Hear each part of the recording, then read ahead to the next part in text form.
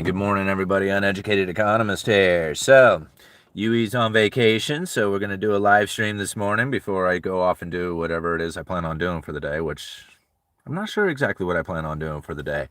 I got a lot of projects going around the house that I really need to keep working on, so I'll probably end up just poking around here for a while. But I came across this Wall Street Journal article this morning, and pretty much describes what's going on with the bullwhip effect on everything that I believe is going on with, gee whiz, if I can learn to talk, everything that's going on within the economy through the eyes of like the bullwhip effect, through the lens of this, you can really start seeing like, the problems that we are experiencing is really left over from the irrational exuberance that had taken place during the pandemic. That's the only way I can really describe it like easily. And if you think about like some of the articles that I leave down in the description, if you read through them, you can see where like some of the panic that was almost taking place within the economy, within the wholesalers, distributors, retailers, and those who were storing the items, like the inventory that was out there. If we remember, there was like ships stacked off of the coast of LA. There was warehouses completely jam-packed. There was parking lots full of containers. There was all this huge demand for warehouse space, right?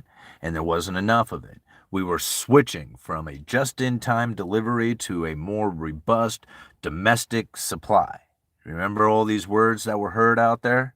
And this is how the new economy was going to operate. And I laughed and I said, this isn't going to work. I mean, take it from somebody who works within the supply chain. That just-in-time delivery is by far the most profitable way of going. Yes, it is very sensitive to disruptions, right? It can be easily disrupted in all kinds of fashions like we have, experienced. But when it comes down to making a profit, there's nothing else that competes. Because there's no way that you can store an item in a warehouse, pay the labor for security, for maintenance, for inventory, or for interest on inventory, all the stuff that goes into the added cost for having a warehouse with items in it, as opposed to something leaving the manufacturer and practically landing at the customer's hand within days, literally, sometimes. And that being by far, again, the most profitable way of going. So what we see now is the leftovers from this idea that there was going to be this more domestic, robust supply chain. And this is what we're finding. And if you look down in the description, you'll find the very first article I leave. It is a Wall Street Journal article. So if you're not subscribed to the Wall Street Journal, or it doesn't, give you access to it, pretty much what it is saying is that these companies out there who have warehousing or warehouse space that they're using are consolidating that, or making the ones that they do have more efficient for processing, the inventory that they do have. So the demand for all the added warehouse space, all that square footage, is really coming up in a complete illusion of demand. And that's exactly what was taking place. The overwhelming consumer demand that was happening during the pandemic has really left in the economy a malinvestment. I mean, these people thought that they were going to, the people who were building these warehouses, if you think about it, what they were anticipating was these added rents and leases and pricing that they were getting for this warehouse space. This high demand was going to be something that they could take advantage of by building into this warehouse space, right? By adding capacity. This added capacity comes online only to find out that all that overwhelming consumer demand vanishes. It's gone, right? So now what? Now this added space is going to be here and it's not needed. So what happens next, right? This is the big question. All right. Thank you, everybody, for joining in. We have 106 people watching right now. We're 5 minutes into this. Let's get that like button. It's at 15 right now. Let's see if we can get it up to, say, 100, because there's 113 people watching right now. We should be able to get it up to 100 in the next, say 5 minutes or so. So tonight we're discussing, today we are discussing The bullwhip effect, if you're not familiar with the bullwhip effect is when there is misunderstandings of what it is that is needed within the inventory levels or the manufacturing coming from the demand that doesn't actually exist, right? So the bullwhip effect, let's see if we can describe it a little bit better. I like to use the analogy of when I had actually sold some plumbing fittings because I think it really starts to make a lot of sense. Because when you think about it from like this simple little item like a plumbing fitting, right? So let's just go ahead and tell this story. 119 people watching right now. Thank you for joining in.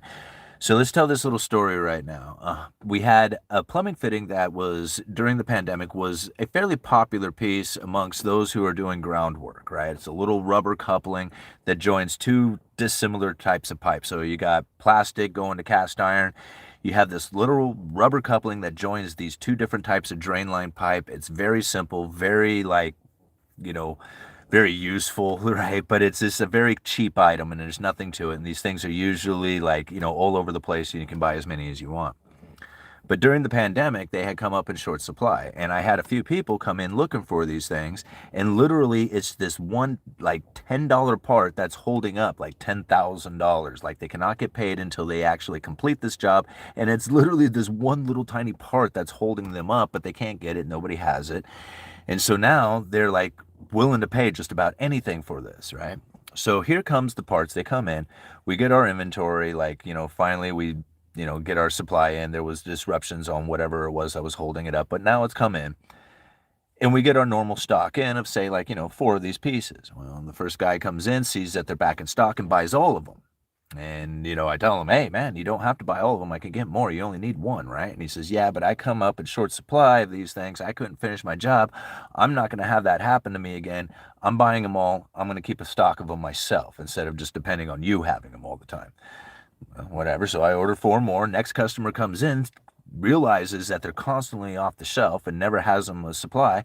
And he's going to do the same thing as the last customer does and buys all of them off the shelf again. Right now, I, as a retailer, right? Like I'm just a clerk at the counter.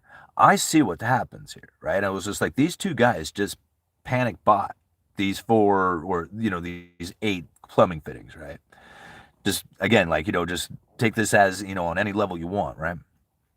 But what happens is that the inventory management, which is generally going to be like an algorithm, a computer algorithm, but even if it was an individual person who was looking at it, says, holy moly, we're constantly out of supply on this particular plumbing fitting.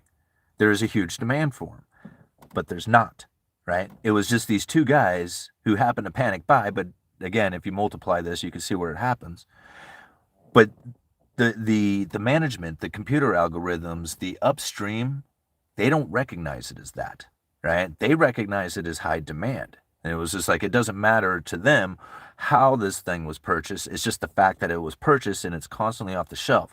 And so what that tells them is that they need more constantly on the shelf. Instead of 4, they need to have 8. So now all of a sudden they order 8. Now 8 land on the shelf thinking that this is what the demand is seeking, right? Because it was constantly missing, only to find out that when people come to buy them, they really don't need 4 or 8 of them. They need 1. And because these people had already purchased their supply of them, and it was an artificial demand for them because they really didn't need that many, they just wanted to have their own supply. Now this demand that was overwhelming is now completely vanished. You see what happens here? But now upstream, the warehouses that stock this item that was completely out and constantly out and had this demand for this plumbing fitting that was coming from these guys who were panic buying, now realizes they have an oversupply coming because upstream they had ordered more than what they had needed in order to fill this demand that didn't exist. The manufacturers didn't realize that. They only saw these orders coming in that was overwhelming, and so they produced more than what the demand was going to buy from them. And now everybody is loaded up with inventory. And the demand is gone. So now this is the bullwhip effect that is now hitting all kinds of the economy, and you can find it taking place regularly. The problem that people miss is that during the times when the shortages take place, this is the problem. People don't recognize what is taking place, and that is the overwhelming consumer demand that is false, right? Looks like inventory or looks like investment is needed. See, like because this, like if I demand something and I can't get it and then I'm asking a higher price, whoever it is that offers that stuff is like, whoa, wait, I want to be part of that. Yeah, I want to get you that product so I can take advantage of that high price. Well, if you and everybody else does the exact same thing, what happens? Boom, overwhelming inventory starts coming in to try and meet that overwhelming consumer demand that was completely fraudulent. Welcome everyone. Hey UE, I'm catching you live right on. I'm glad you guys are here. We have 194 people watching right now with 46 likes. We should be up to 100 likes right now. Okay, there seems to be an issue with cement again. Yeah, what's up, Simon? Eggs are expensive. I don't know. I haven't bought eggs in a while. I have chickens now, so actually, that's not true. We did get some eggs the other day. So I was working late yesterday. Tried to rent a bus for an event this week. $990 an hour. 3.5 years ago, $1,500 an hour. Today, 50% of that. Short time frame. Wow. Trying to get super stickers. It's not letting me. Oh, well, bummer. It should. I have it monetized, so. Brent Johnson, Jim Rickards, Bob Murphy, and another guy. See Brent's Milkshake Markets Madness channel. Yeah. How you know so much if you're not educated? That's it. People have asked me that question a lot, and it just really goes to show that the internet can teach you anything you want it to. Like, it can teach you anything you want. You want to learn a language, you want to learn how to, I don't know, whatever you want, man. You want to learn how to do brain surgery? I'm sure it'll teach you. The internet will teach you anything you want to know. The thing is that you have to be like willing to like actually learn, right? And when I had like constantly asking questions, I didn't think about like what it is that I had to learn. I just wanted to just figure it out. Like, I mean, I would look at something and say, what is that? And then I would just do research on it.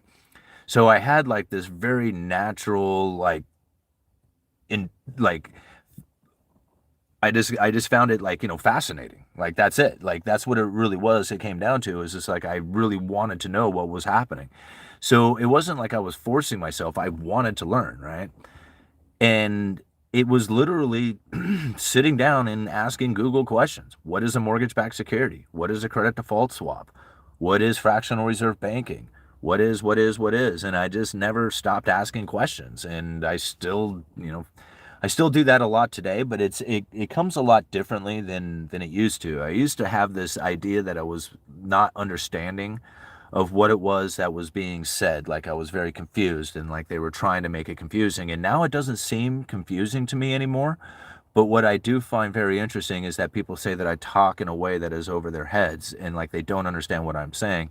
And that's really like a bummer because that's not what I wanted. That's not what I had initially wanted to do for this channel. I wanted to be somebody who could take like the average idea or the average person's idea of what the economy is and then elevate it into something that is more on the macro level so that they get an understanding that's beyond that of what they're hearing from the talking heads or from, other economists. They can actually have their own opinion about it. However, it's very difficult to try and take the economy in a way that you can explain it that everybody can understand, because you really have to understand it for yourself, right? And that's where like I think the channel has really started to progress to, is to start identifying the different types of like theories that you can follow that would really give you a much better understanding of what it is that has taken place out there. So like, say for example, this bullwhip effect, right? Knowing just the idea of how the bullwhip effect works, right? Where you have a depletion in inventory, which creates a demand that may not exactly be the real demand. People panic, right? They're like, oh crap, I can't get it. I'm going to buy a lot. I'm going to, I don't think I'm going to get any more. They don't know the real story. They pay too much for it. They take way too much. And this creates this artificial presence of demand, right? Because it's not really what they want. But the manufacturers, the distributors, the wholesalers do not recognize this. There's no way they can. Like, even I myself experienced it working at the lumber yard where we ran out of a particular exterior trim. So we order in what we would normally order, right? Our normal order. And we get in about a third of what we had ordered, right? We order 30 pieces, we get 10. So we're like, whoa, wait a minute, this isn't going to work for us. And they're like, yeah, but everybody is demanding it and we only have a limited supply, so we have to allocate, right? We have to only say, like, well, we ordered 30, but we're going to give you just a partial order of that so that we can get around to everybody. Oh, well, that's not going to work. So let's see. We ordered 30, we got 10. Let's order 100 and see what we get. Right? Maybe we get 10, maybe we get 30, maybe we get 100, who knows? But we're going to sell it at some point, no matter what it is that comes in, even if it is 100, so we'll take it. This creates this huge demand, right? That isn't there. We only wanted 30, right? In fact, we probably didn't even want that many. This is our stock, right? We could probably have gotten away with less than that, but now we're in panic mode because 10 means that we don't profit. Because we can't sell 10 and still make the money. Right? I mean, we can sell the 10 and make the profit off of it, but we need 30 in order to be profitable, right? We need to sell a lot more. And if you're allocated against, then that's dangerous territory and that's panic, right? That's panic buying that's taking place. Now, that's not what we were doing, but this is how it can go, right? And then people all of a sudden start freaking out. And the manufacturers are like, oh, yeah, let's ramp up production to meet this overwhelming consumer demand. And especially look at all the investment that's going into it, considering that the investors want to take advantage of the high prices. That bullwhip effect right there can explain so much that goes on in the economy. But people will actually blame it on politics. This is what's funny about it, right? You know, this is what's really funny about it is that right now, like, as the manufacturing is going, like even in China, the manufacturing is having difficult issues due to the fact that they had pretty much oversupplied, right? And now the orders are gone. Like, the demand for is dropping because of the consumer being hurt by the higher interest rates. And those orders that are coming in are just depleted. Like, they're just going into the abyss, right? You know, nobody's going to be wanting to purchase stuff at high prices, let alone going into the idea of a recession, right? Okay, so manufacturing in China is really taking a hit. And again, you can see this all due to the bullwhip effect. Now, you know, people will look at it and not look at it that way. They won't give it that meaning. They'll give it some sort of other meaning and they'll blame it on weather or social or war or politics or something else. But it's the bullwhip effect and it's obvious. And this is what's cool about it. Now, if you learn that, then, you know, other things kind of get explained as well. You know, you start learning the Cantillon effect, Triffin's dilemma, Gresham's law, and then my favorite, the credible threat theory that I've kind of really focused in on by pretty much my own. Like, I don't know anybody else who really talks about the credible threat theory at all, which is, you know, the Federal Reserve just basically using words to guide the economy and their main use for monetary policies. And you can really see it right now. Like, I really don't need this right here, this coffee. You know, I've had too much. Okay. But you can really see, like, the credible threat theory playing out right now with the interest rates from the Federal Reserve. A couple of weeks ago, you could have gotten yourself laughed out of town for saying that the Fed is not going to be lowering interest rates, right? Everybody was just like, dude, are you delusional? They already stated it. They are doing it. You are absolutely nuts. Now, it's obvious that they're not going to be lowering interest rates, and everybody is backpedaling, right? Saying, oh, the new data that came out is, oh, you know, and so they're trying to, like, you know, pull back on their words. The only person who doesn't is me. Like, I am so, like, I'm not saying I'm the only one, but, like, I look at some of these, like, these commentators out there, and I was just like, you know, 2 weeks ago, y'all weren't saying that. 3 weeks ago, you're all talking about not if, but when the Federal Reserve is going to be lowering interest rates, and now everybody's wondering if. You know, and that's what's funny about it is, like, if you understood, like, a lot of the ideas of what was taking place with the credible threat theory, then you would know that the credible threats that were hitting the economy a couple of weeks ago totally gave a boost to, like, all kinds of things within the economy. Think about, like, the mortgages. Just alone, just like, aside from the stock market and all the other things that are going on, just look at the mortgage market alone and what happened with real estate. The idea that the Federal Reserve was going into lower interest rates sparked mortgage demand. People went out there and started buying houses. Why? right? Did anything change? Did the Federal Reserve change anything about what they were doing? Other than the perception that people had, nothing changed, right? The Federal Reserve literally was sitting on their hands, right? And they said, hey, we're thinking about the possibility of maybe that the things are starting to show in light that there could be an opportunity for us to maybe start thinking about the ideas of dropping interest rates. And people went, oh shit, they're done. They're done. That's it. It's over. Lower interest rates are in the future.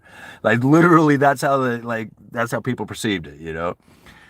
And so here, all of a sudden, people start moving into mortgages, right? They start, taking out a lot of mortgages, taking with the idea that if they buy a house now, they will be able to refinance that thing into the future at lower interest rates and be able to afford the payments on it, right? But what ended up happening? The exact reversal. Now everybody doesn't believe that the Federal Reserve is going to be lowering interest rates. And what's going on with mortgages, right? All of a sudden, there's a huge drop in mortgage demand just within a couple of weeks of there being a huge demand for them. That is the credible threat theory just being tweaked with right there. And that's just the small piece of it. Like the big credible threat theories is coming from the bond buyback program from the Treasury. We talked about that yesterday. So those are the huge credible threats. This is a tiny one. This is just a little a little tiny pebble in the lake of credible threats, causing a little ripple within the mortgage markets. It's not even a big one. Right? But this is what they use. They don't do anything. They didn't do anything. Like literally nothing changed. Not their balance sheet runoff, not the interest rate policies, nothing changed, right? But the markets totally flipped all over the place.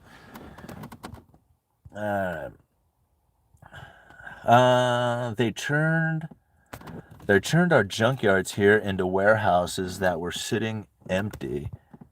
Your accuracy has been incredible, Simon. Well, thank you, Brody. Yeah, and it's not really even me trying to predict. It's just understanding these theories, right? If you follow the Federal Reserve's monetary policy, it's not us who are in charge of monetary policy. So I don't care what the real numbers are.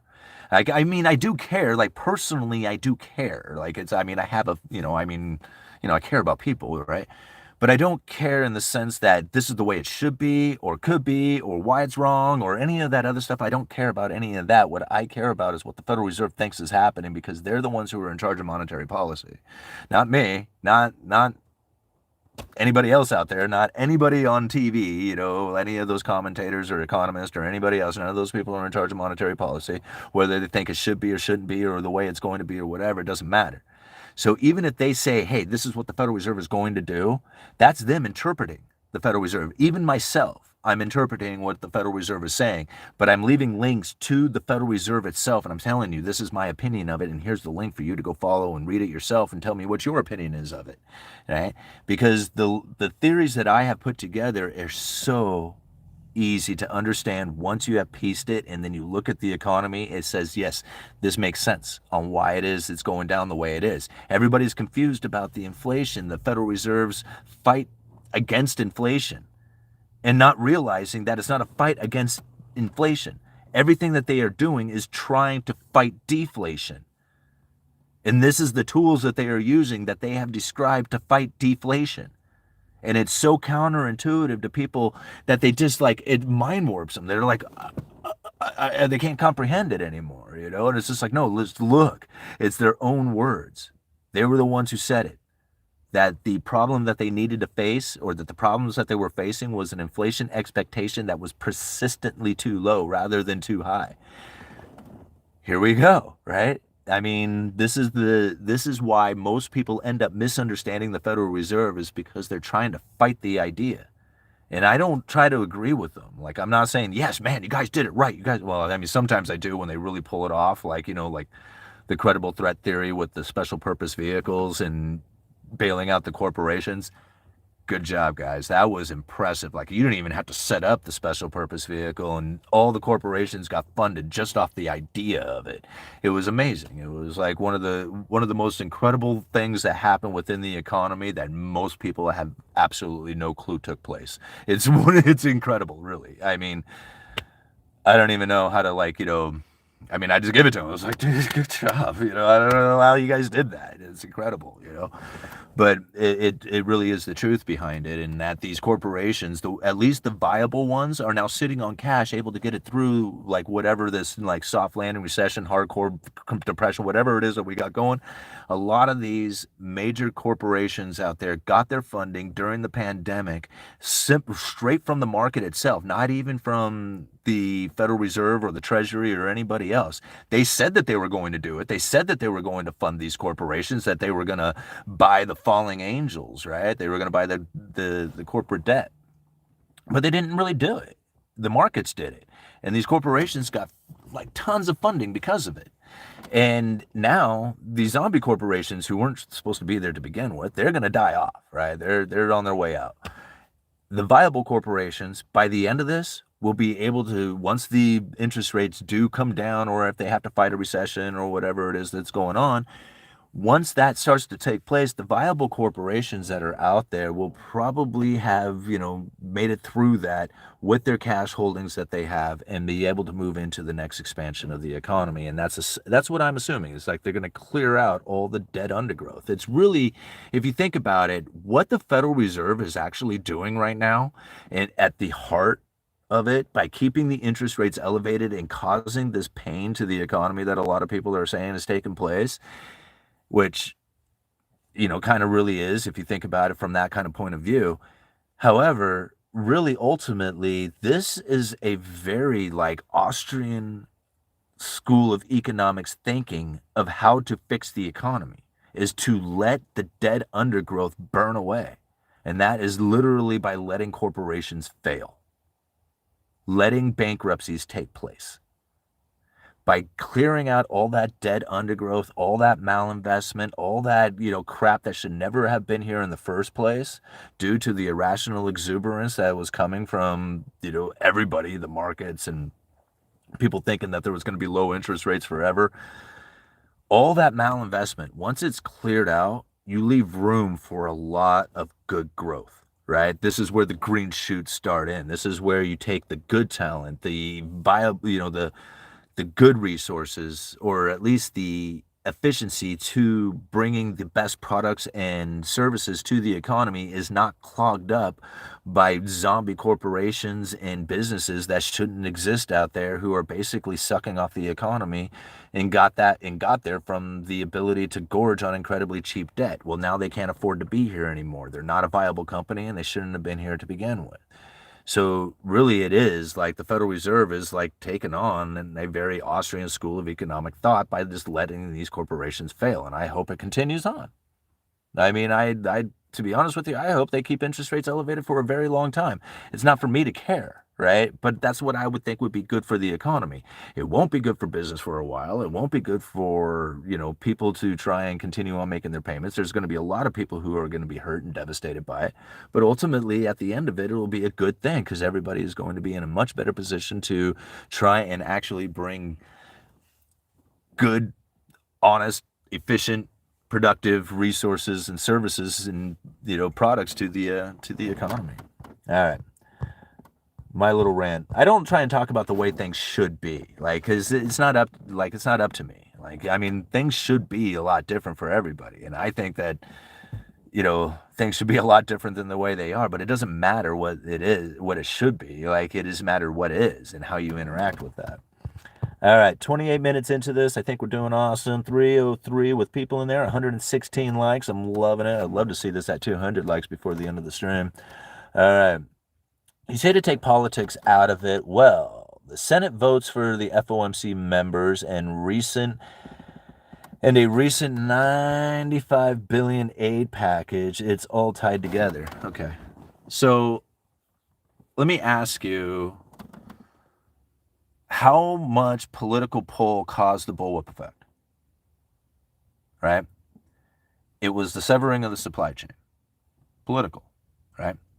Now, that political event that took place, it never could have happened had the economy not grown to the position that it was in, right? So we can keep stepping this back, right? But let's take it back up to that severing of the supply chain.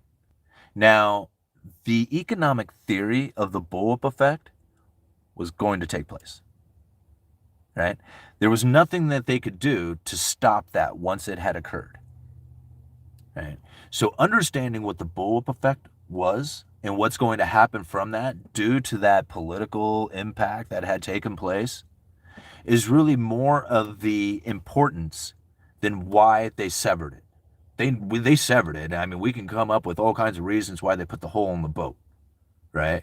But the idea is now the boat's sinking, and you got to do something about that, right? We can always go back and say, here, you put the hole in the boat or whatever. But it's the fact that the hole was in the boat. Now, the hole could be put in the boat on purpose. It could happen by accident. It could be all kinds of just deterioration of the boat, and the boat started to leak, right? I mean, there's all kinds of reasons why the boat is leaking, but it doesn't matter. The outcome, the results, the efforts that it's going to take, all that's still the same, right? Because it's an economic force, or it's a natural force, or it's just like the idea that there is nothing that's going to change this by a discussion or anybody by voting for somebody else in, right? The boat's sinking. This is the way to understand it in a much different fashion. Like again, like, you know, you can take it all the way back. Again, like it's hard to do this because most of the time we want to give reason to something, right? Instead of just understanding it as the economic force that exists. We always want to give it, especially men. Men want to be super logical about everything. 1 + 1 is 2, and I don't see why it can be any different than that, right? That's it. And so, like, and that's me. Like, I am super, like, I am the most logical person. Like, I try to look at logic in everything, right? But there's some things that are just not logic, right? Like, how come that chick doesn't like me? You know, it's just like, give me the reasons. And there is no reason, man. The chick just doesn't like you, bro, right? And there's just no attraction there. And it's just like, sometimes guys just don't get it. It's just like, it doesn't make any sense. I do all these things. I come up with all these reasons. I think all this stuff, right? It doesn't work like that. It's just a naturally occurring force that is creating the outcome from it. So now let's think about it. Let's take it back to primitive, right? Again, you've heard me tell this story. The Native Americans of this nation used to fight some pretty ugly wars with each other, and it was all over hunting grounds, right? They weren't the type of people it had created, at least in many parts of it. They literally lived off the land. There was no way of producing more. Now, they might have had some ability of some propagation, but for the most part, it was what the land could provide to them, right? And if the hunting grounds were overoccupied, everybody was going to starve. Not everybody, but a lot of people are going to starve and die. And so when the hunting grounds became overoccupied, they would fight these bloody wars. They would fight these battles that were just intense, right? Because not everybody could be there. And now I understand, right, that there could come a smart individual who says, hey, wait a minute, guys, hold on, don't fight yet. We can plant seeds, we can we can do some things, and we can actually produce more food than what the land can provide if we just put our heads together and if we just sing kumbaya, right? And that would work out really well for a while, even though you had this societal, kind of understanding and people with, a leadership kind of quality to them. And they start putting together, say, hey, man, we got all these resources together that we can pull and put it together. And then the power structure starts to build. And next thing you know, you have shifts of power going back and forth. And again, the battles begin, right? Because you can't stop this from happening. It's just the way societies end up working. So you take it all the way back down to the primitive thought. We're all fighting for hunting grounds. Everybody is, constantly, right? And so now we can say that it's this political event that's taken place or whatever, but we can look at it for the economic force that it really is, right? We're all in the fight for survival. And so now when this fight for survival then is blamed on one person or another, right, saying they're the reasons why or whatever, you got to look above that. You got to think, man, no, this is an economic force that is allowed to be and taken place. Like, think about it. If the farmers of France did not grow themselves to the power level that they were, producing what it is that they did, creating the expensive food that they had, they would never be in a situation in which that they would be fighting against the foreign imports that were then coming into their country. This is something that we were reporting on. The political mindset that is then attached to the idea that it is these politicians who are creating the pain that these farmers are experiencing, and they got a list of all these logical reasons why it is that way, right, are failing to understand that there is the Cantillon effect at play, and that this is described hundreds of years ago on how foreign production starts competing with domestic manufacturing. And no matter how you want to explain the causes and effects of all that taking place, if it is described 200 years ago, right, then you know that there is a higher power that is actually taking place, but is being interacted with men who don't produce anything, giving themselves responsibilities that they don't deserve. And that's really, and then we look at it going, oh man, you need to do something about this, right? But it's not them, right? It's this higher level economic force that's at play. Will the politicians affect? Yeah, wars, fighting, and killing, and bombs, and poisons, and all kinds of stuff that takes place from it. But they would never have been there in the first place if it wasn't for the fact that the industriousness of the people had grown to the point that allowed them to even be there in the first place. Right? This is why it's like, it gets so confusing. It's like everything is counterintuitive to what you thought. Just understand that. Like everything is. And once you get past trying to find reason that things are occurring, but just understand that it's just like, it's almost as if it's gravity, right? It's like I can't explain gravity. Like some scientists can explain why this dropped, right? I can't. I just know that it does. Right? I mean, I can't explain why it hit the ground or, why it keeps falling to the seat. I just know that it's going to be out there. But flying in a plane, I feel pretty good about hey, we're fighting against against the natural forces of gravity in order to get this plane from one place to another. To me, I kind of look at it that same way. You can all the mechanics in the world can say, it's just like, no, we defeated gravity. And I was like, I don't think so. No, I don't think you defeated gravity. All the airline pilots, all the people up there, no, they know as well as I do that they didn't defeat gravity, right? They just happen to be interacting with it. And that's really what the economy is. The economy is you.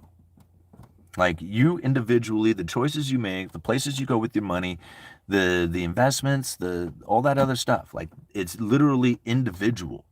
And each individual person interacts with the economy. If you're 18 years old or if you're 80 years old, the two people are not going to interact the same way with what it is that they do with their money and how they spend it and what they're thinking and all that other stuff, right? I mean, it doesn't matter who you vote into office. There is no way that you can vote somebody in the office that is going to be like, hey, man, I'm going to condition this thing for you, right? Because how can you do that? Right? You can't, right? So you have to take responsibility for yourself and understand what is taking place out there, understand the economic forces with it. I mean, you have to think, I have been studying the economy for a very long time, right? Nothing that I find has anything really relevant has any kind of real relevance to do with administrations and the decisions that they make. I've never listened to anything Joe Biden says. The only thing I really remember Trump saying was that there was no inflation and that the Fed should be going into negative interest rates. That's the last thing I remember Trump saying, literally. So when it comes to understanding the economy, it's better to get politics out of it completely and understand the economic theories for what they are, because they span administrations. They span far beyond what it is that the political impacts are going to have on the economy. I understand the bullwhip effect came from the absolute severing of the supply chain that was a political force, right? But most people don't understand what the banking system would look like right now had they not done that, right? Because there would be a whole other economic force that would be taking place right now that they don't understand, and it would be a lot of pain and misery that we would experience, and we probably still will. It's just been postponed. Right? And understanding how that happened and why it happened and what the Federal Reserve has done to try and create a situation in which that they get their political power, whatever that's supposed to be, back, that they got it, right? Because I don't even think it's political power. I don't. I mean, it's just I don't see how anything that they have done does anything to help the administration or burden them. They are conducting themselves in a way that literally, I don't even know how it would be that the administration would even affect their policies, right? I mean, it's so funny to think that too, because the fiscal policy stimulus programs that came from the pandemic was what gave the Federal Reserve the ability to actually go into their quantitative easings and stuff like that. So you can combine those two thoughts and say, hey, like the government did this, right? If they weren't there to go into all this fiscal stimulus and all this, spending that they did, then the Federal Reserve would never have had the ability to buy all those treasuries and do the quantitative easing and facilitate that trade. You're right. They probably would have done something completely different, right? They might have been buying foreign debt. They might have been doing something completely different. Who knows what they could have been up to? And that would have been a whole other economic force that would have been taking place. And they probably could have done this excluding the United States government altogether because they are an independent private bank. So they could have possibly bought up foreign debt. That is something that Ben Bernanke has actually stated within his speech about quantitative easing and how to prevent deflation from ever occurring. And they made that suggestion. Like buying up foreign debt. That's crazy to think about, isn't it? Like, it's already crazy to think about, like, some of the stuff that they have done, but they could literally exclude the entire United States saying, you guys are on an unsustainable debt course and we don't want to own any more of your debt because our balance sheet is not going to be very approving of what it is you got going on there, so goodbye. Right? This is something that they could do. And I don't know how many people have conceptualized that. Like, I mean, I don't think it's going to happen. Like, I mean, I don't see that in the works, but how many people even know that that could be something that could occur? Talk about being separated from the politics. Like, what if they don't even own U.S. Treasuries anymore? Writing up U.S. dollars, like a dollar, Federal Reserve note, and it has no backing of U.S. Treasuries. It's all backed by foreign debt. Can you imagine something like that? Like, what kind of world would that look like? All right, but Ben Bernanke described that. Maybe not to that level. Good times, isn't it? Man, I'm really going off this morning. All right. Let's cruise down to the bottom. There's too many comments up here. All right, here we go. Not that I want to skip over your comments. I know everybody is just like, everybody has a lot of comments. They have a lot of questions. But there's no way that I can get through all of them because there's just so many because you guys are awesome. All right. Let's see here. Hit the like button. They might just drive black economy or much bigger black market. Wow, over 300 people. Let's get 250 likes. Yeah, let's get 250 likes. We got 327 with 160 likes. 250 likes in a minute. That's a bit much. Let's do, like, say in the next 10 minutes, right? We can get it up in the next 10 minutes. We're 42 minutes into this. So before we make it an hour into this video, let's see it at 200. All right, I followed this guy's program, and now I'm 6 months ahead on my mortgage. It's genius. Just do double payments. Yeah, right on, man. I wish I actually had to use my forward payments because, well, for one, like, it doesn't matter. Anyhow, but thank you, man. Like, this is understanding the economy for yourself. You'll just start naturally. Just start making the right decisions. Like, you'll pay off your debts faster. You'll start, like, getting a bigger savings. You'll start buying into, like, silver and stocks and maybe doing all kinds of stuff. And you won't even know why you're doing it. Like, you'll just naturally start doing these things and behaving in a way that is like, you look back and you're like, man, I can't believe I saved that much money over this time. And I can't believe I bought those stocks. And I can't, and you're not even knowing why you're doing it. It's because you're naturally understanding the economy for yourself. And you know intuitively that you have to be doing these things in order to make it through, because you're not dependent on somebody else. You're not depending on somebody else's opinion to tell you, yes, now's the time to buy or not buy or whatever. You're going off of your own natural instincts, and it's going to be much better to do it that way.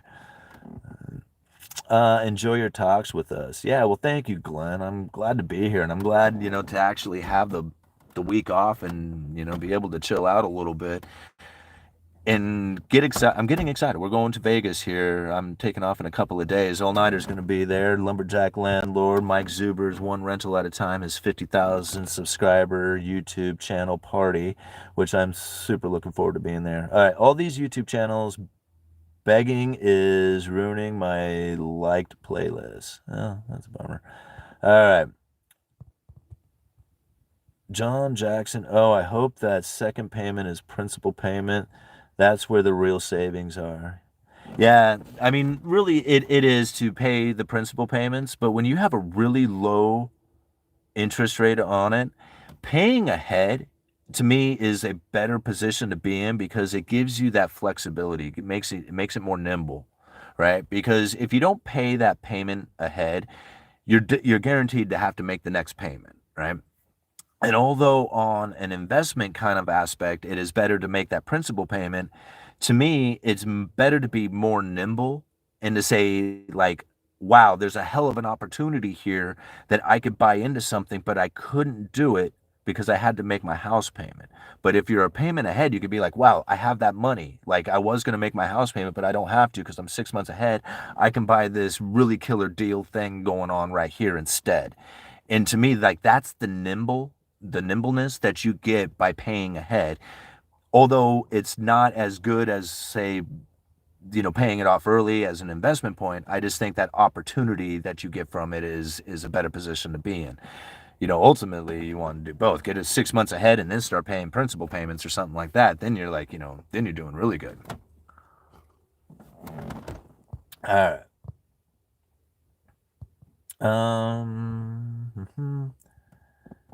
Better to be liberal with the likes than not. Yeah, absolutely. 333 people with 194 likes. We almost did it, man. We're almost to that 200 part. All right. YOLO crypto ETFs. Yeah, you only live once, right? Yeah, the crypto market has actually done quite well. I'm pretty impressed with like just the moves that it's made over the last few days. I don't really look that I don't get that excited about cryptos just because, I've been in the game for a while and I've seen the rise and fall so many times, and it's just almost something that you just kind of grow to expect. And I mean, I used to get jazzed up. I'd be like, wow, can you see it really moved today or something, and then be like, man, look how much it gone. What if it goes to this? It would be that much money. And I don't think like that anymore. I just kind of think, dang, I'm kind of missing out on my opportunity to stack more of whatever it is that I'm looking for. When cryptos go up like this, I see silver is not necessarily the bad place to go after that. Like, I'd rather put my money towards something that is unloved, unappreciated, and, has potential to rise more than the things that are people are getting exciting about. So as crypto goes up, it's fun to watch the portfolio, but really I'm looking more now towards putting my money towards silver because that's the thing that's unloved and unappreciated, and that's really where you want to go. All right, thank you for getting that up to 203 likes. You guys are awesome. Oh, thanks for posting Zuber's channel, man. That's really cool of you. Thank you, All Nighter. All right. And one of the first archived Fed papers I could find, 1996, Greenspan notes the Federal Reserve must increasingly look to foreign actors because of de-dollarization. At the same time, there is a saying the U.S. has never imported a recession. All right. Looking to foreign actors because of de-dollarization at the same time. Yeah, well, there was a time, and if I remember right, it was during Greenspan's administration or Greenspan's whatever reign at the Fed. Wasn't I can't remember exactly when, but there was a few times that the dollar had really lost a lot of value. Like, you think about it, right now the dollar is hugely popular, right? People don't recognize it.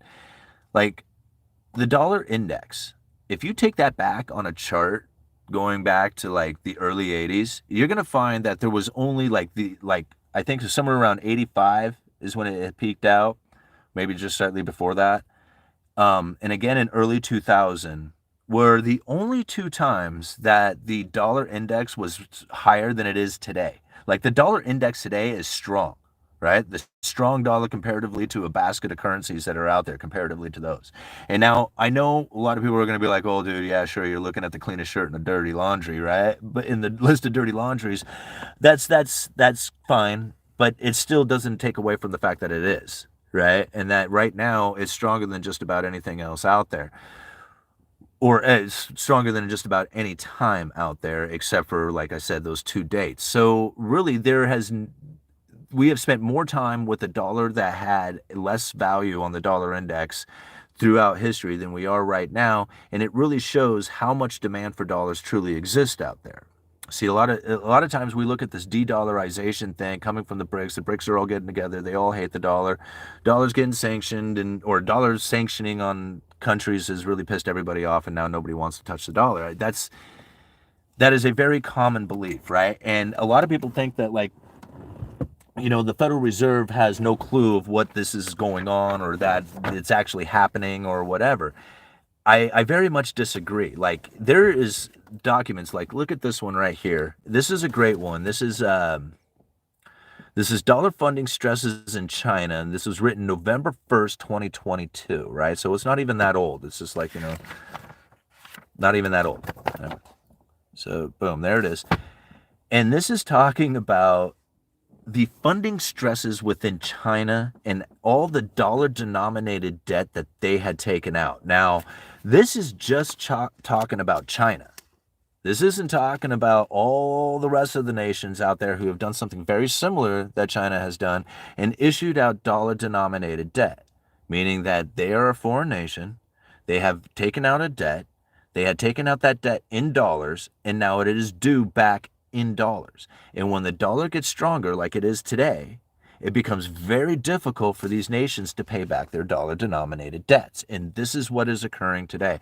It's like, most of the time when we study the economy, we study our local, what's happening to us. Like here, maybe not even getting outside of our own, like, communities or states, but definitely not outside of the United States, right? Like, once we get outside of the United States, most people don't even care, like, what kind of economy even exists out there, right? We're only worried about ourselves. And the more you start studying the economy, the more you take it outside of the United States, because you're looking to see where it is that the dollar is going to get their strength from. Like, people say, who is it that's going to be buying the dollar? Who's going to buy the U.S. Treasuries? Who's going to buy the debt, right? And I laugh at this, and I think about it as just like, who isn't? Right? Like, who wouldn't buy it? Is just like, that's the problem that I think most people try to see, is like they want to try and come up with an excuse on why somebody would want to do something that is already taking place. Right? Like, why would anybody want to continue doing this? Instead, they should be looking at, why is it that they wouldn't want to do this? That's really the question. Right? Because I can come up with all kinds of reasons why they shouldn't do something. Like, I can think of all kinds of reasons why people shouldn't do anything. What's more difficult is to understand why it is that they are doing it. Right? Because we can always see the mistakes that somebody else is making, right? We can easily say, you need to change this. This is the problem. This is why it doesn't work. All these other things, but it's more difficult to try and understand why it is that it's occurring the way it is, and to be more understanding of that. Because once you have, then you can understand why it is that the positions are going to be continuing on in the way that they are. And this is because dollar funding is cheaper than anything else out there, right? If you're going to take out a debt, you're going to want to take it out in dollars, because the dollar is going to be the best interest rate that you can get, and people are going to be willing to give it to you. Now, you can take out other denominated debts. Like in China, their major problem that they were facing with their real estate, like, because everybody, like, a lot of people have heard about the real estate issues that are taking place in China, right? Now, the major problems that came from it was their property developers, right? They were deeply in debt, and now they were deeply in debt, not to US dollars, which they were, significantly in debt that were due in dollars, right? They had issued out debts that were due in dollars, and it was significant, but most of it was done in Chinese yuan, right? The majority of it was. However, it was that dollar denominated debt that they had issued that was the real problem, because once that became difficult to repay, that screwed their entire credit rating up for the rest of it. So just that simple little bit that they had, not a little bit, I'm imagining it was probably pretty significant, but the bit of debt that they were issuing out in dollars, that was the important one. That's the one that everybody was focusing in on. And this is the reason why, again, it's like very important to understand that, like, the dollar is in high demand. They would love to be out of it. They would love to get out of the dollar and just not have anything to do with it, right? But it continues to go deeper. How about this? You don't even have to believe me. Just go and Google it for yourself, right? Just do the research on it, just like this. Go and Google any one of the BRICS nations. Brazil, maybe not Russia, Brazil, India, China, South Africa, or any one of them that says that they are going to voluntarily jump in with the BRICS nations, type in that name of whatever country you want, Brazil, and then type behind that dollar-denominated debt or issuance of dollar-denominated debt. And you're going to find that every single one of these nations, minus maybe Russia, is taking out dollar-denominated debt. Every single one of them. And these things are not due for another 10 years. They're at least in the case of Brazil, the one I was reading, this is a 10-year long debt. So for at least the next decade, Brazil is going to have to come up with some way of acquiring US dollars in order to pay back those debts. I wonder how they're going to do that. Do you think maybe by selling their production in dollars in order to acquire the dollars they need to pay back those debts? It's either that or they're going to have to borrow more dollars into the future in order to pay back their past debts. There's only a couple of ways of getting dollars, right? And this is why I don't fear the whole BRICS thing or this whole idea. The Federal Reserve knows it's taking place, right? And they're like, yeah, that's actually a pretty good idea there, foreign nations, because the Federal Reserve is having a hard time funding everybody. See, we can't keep buying these U.S. Treasuries. The government is on an unsustainable debt path. We cannot continue to buy these U.S. Treasuries. How in the world are we going to continue to fund all this dollar-denominated debt that exists outside the world if we don't have something to purchase? And this is part of their problem. It's just so funny to think about. Like, literally, the Federal Reserve has a problem because they may not have the assets that they are looking for in order to continue to do the printing press operations. This is one of their concerns. Isn't that weird, right? Like, people would not even, that right there, that statement right there just totally blows people's minds. Never even had thought that would even be a thing, right? But it is. It's literally a thing. Just going Ben Bernanke's speech from 2002, talking about deflation and how to prevent it from ever taking place here, and just go down to the very end of that speech, and he talks about the things that they would need to do in order to prevent deflation from ever occurring here in the United States. And they are describing quantitative easing and everything that we have experienced minus that purchasing of foreign assets like that. So, I mean, it may not be that far away, is all I guess I'm getting at. Moving on, cruising down to the bottom here. Okay, I'm going to back up a little bit. Bullwhipped up or down? Well, I mean, I guess it depends on which way you're looking at it. Like the oversupply to undersupply, oversupply to undersupply. Okay, so here during the pandemic, if we're talking about warehouses, there was an undersupply. There was a huge demand for them. Now we're in oversupply of warehouses. What happens next? The lack of investment going into new warehouses. Well, eventually those warehouses get occupied, something happens to them, and there's less warehouses available out there. Boom, prices of warehouses go up. I mean, if somebody had, if it was cost effective, I don't know how to do the math on it to see if it would be working or not, but to buy a warehouse or buy up a bunch of warehouses now with the anticipation that less investment goes into building new warehouses because of the overabundance of them, which would eventually lead at some point to a lack of warehouses available. And if you had one ready to sell or rent out or whatever at that time, it's a matter of playing that waiting game. You buy when there's blood in the streets, right? So when you hear about the people saying, oh my gosh, there's a crash in warehouses or whatever, that's the time you spark your ear up and you say, oh, you're all getting out, right? You're all running to the other side of the boat. Okay. Well, blood in the streets, y'all complaining about it. Maybe this is my opportunity. I don't know, right? I'm not an investor, but this is how you buy low, sell high, right? Okay. DR cash we rent trying to. Okay.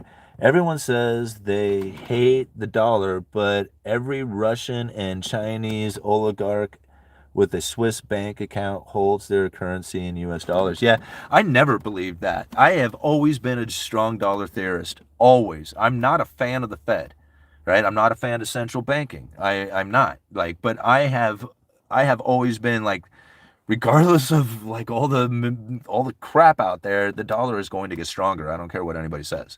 There is no position in which that I feel that the dollar can get weak. This is what's before, I never would have thought that. If you asked me 10, 15 years ago about what I think the dollar would have done, I would have said it would have crashed by now and that it would all be over. Now that I understand things on a much different level, now that I've taken on I only wish that I knew the level of understanding like Jeff Snyder and Brent Johnson on how what they understand about the level of this kind of thing I mean, I am just I broke off a little piece of the iceberg and put it in my glass of water to drink a cool glass of water. That's how much information I got comparatively to those guys, right?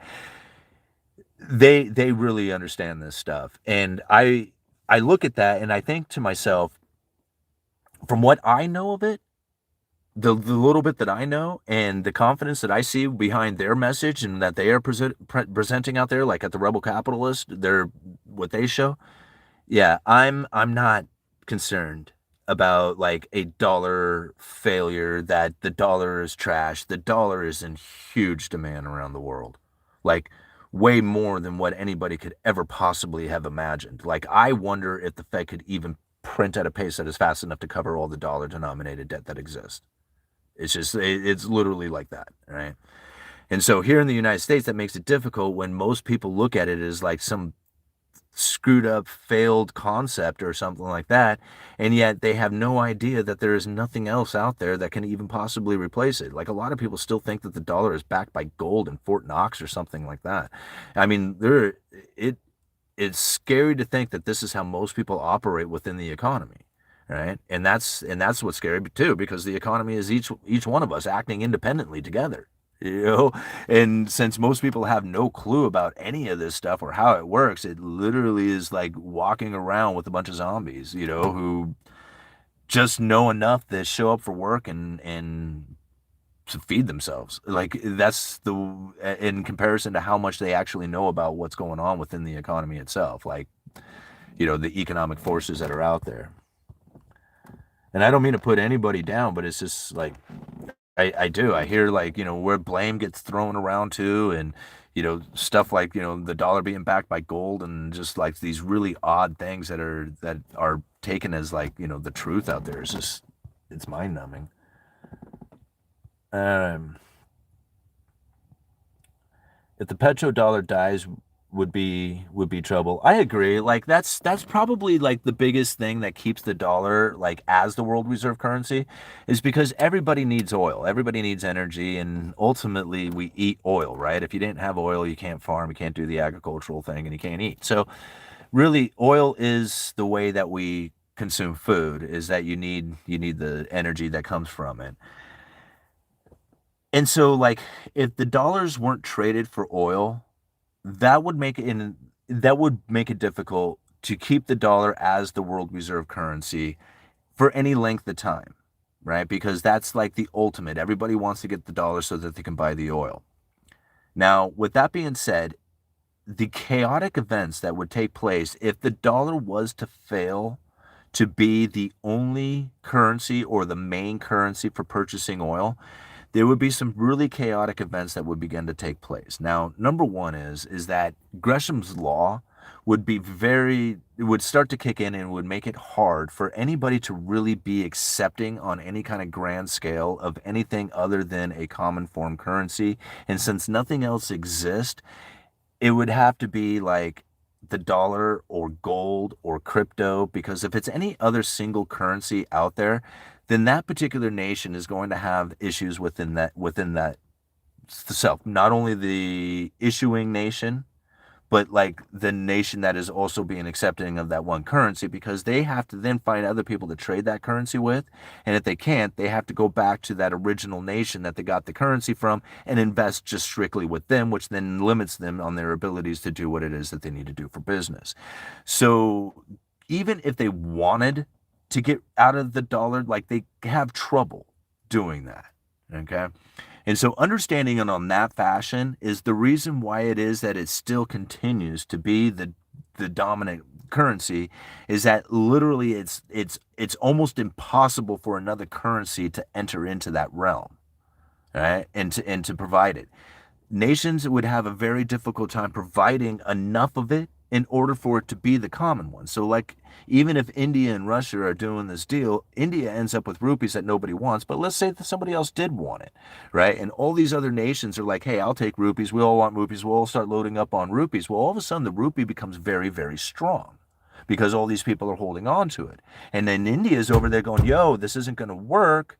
You're screwing up our exports. We are an exporting nation. We are trying to be a manufacturer. But if you are holding on to our currency, you're causing it to go strong, and our exports become very difficult to try and get out there to the world. You see the problem with this is, like, you want to be a manufacturing nation, then you don't want people making your dollar stronger, like your currency stronger. You want them to be using your currency to be making purchases from you, which means that you don't want your currency strong, right? What you want is to be able to use somebody else's currency to be able to do this. See, this is the problem that the United States face. Like right there, that's probably confused a lot of people. Let me take this back and try to explain it from what happened within the United States, right? Because the United States was a manufacturing powerhouse, right?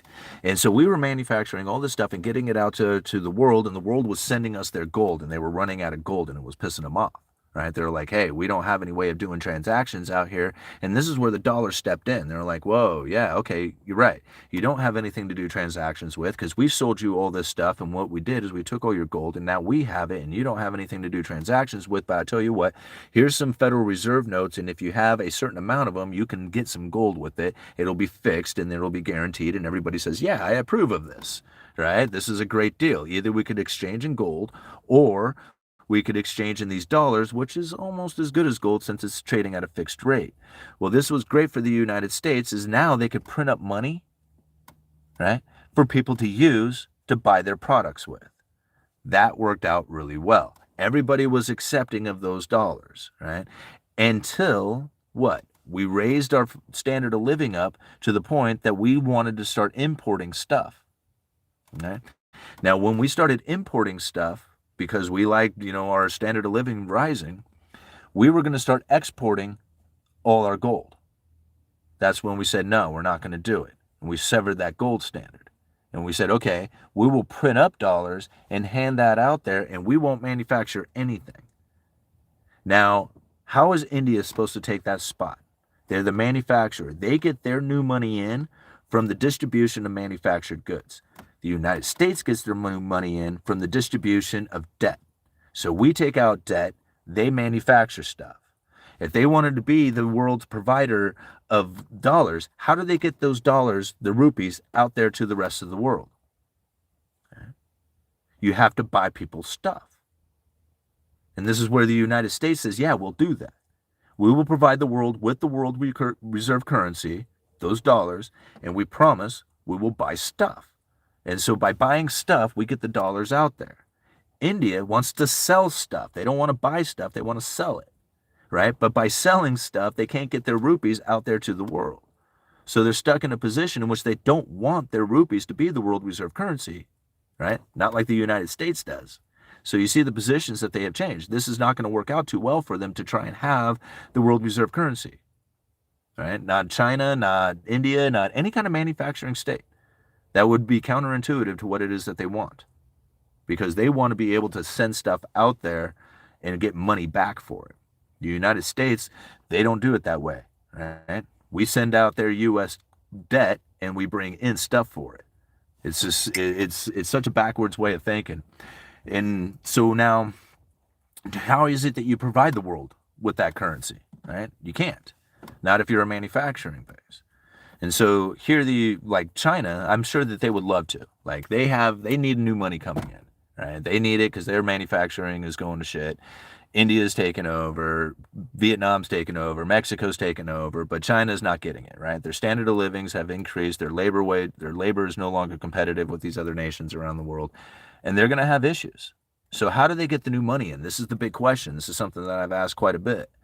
And so I think about it. It's just like, are they going to get new money in from debt issuance, like what the United States did by issuing out a lot of debt to the world? Like, is the world going to be accepting of that? Are they going to really be buying Chinese debt? I'd probably not. Like, I mean, I don't trust China that much, and I don't think the rest of the world does either. Not like they trust the United States, and, even though they probably shouldn't trust the United States either, they trust them a hell of a lot more than they do China. Okay? So now China's going to have a difficult time trying to get that new money in. The manufacturing's slowing, and they're not going to be able to issue out a lot of new debt. Okay, Now, what else did China do? They had that Belt and Road Initiative. This is a very interesting ploy that they did because for over the last, probably 2 decades, they have invested heavily into other nations' infrastructures, right? Their mining operations, their energy plants, their highways, their, infrastructure, all this stuff that they got going on. What I found very interesting about this is that a lot of this investment was done in US dollars. Now think about that for just a minute. China has invested US dollars into the infrastructure of foreign nations. Now those foreign nations need to come up with US dollars in order to pay those debt back. If they cannot pay that debt back, who does it end up belonging to? China. So a stronger dollar, although is very devastating in the eyes of the manufacturing countries that are out there, right? Or, I mean, a stronger dollar in the idea that the world reserve currency is harder to get in order to facilitate their trades. If that's the case, if it's harder to get, who does that end up benefiting? When these nations cannot pay back China in those dollars, it ends up benefiting China. You see this backwards way of how they have conditioned this economy? So China has actually put themselves in a pretty unique position. It was just like, okay, so if the dollar grows stronger, we get this basically the benefits of these nations who are failing to pay back their dollar-denominated debts. See, this stuff is deep. It's very deep. All right. I'm looking at the Brazil-denominated debt. Anyone find a good source that divvies it out? Struggling to find on that. Well, that shouldn't be too hard. I mean, I don't know if I did it in a live stream or in a regular video, but it was probably within the last 2 weeks, 3 weeks, I would say. And then I left links down in the description to pretty much I don't know, probably 6, 7 nations that have taken out dollar-denominated debt recently. You should be able to Google it and then hit the news feed.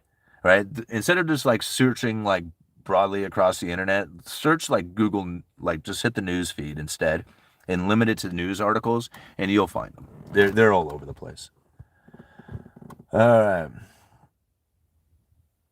right. Swiss hodl the most gold, not just dollars. Euro milkshake. They need finance this year. They also need tax receipts so they will have a juice in the financial economy. The real economy isn't looking as good. Risk assets will rip so they can get their taxes. Yeah. And that's something else that I thought about. It's a lot of times people will look at the economy and think about it like investments. They look at investing in the economy as kind of the same thing. And I find that kind of almost like a very dangerous position to be in because economists are terrible investors and I think investors are terrible economists. Right? It's not like they're not doing the same thing. It's not even the same concept. In fact, I find that most of the time investors who are really good at what they do probably don't even really know the economy that well. And that's what's kind of funny about it.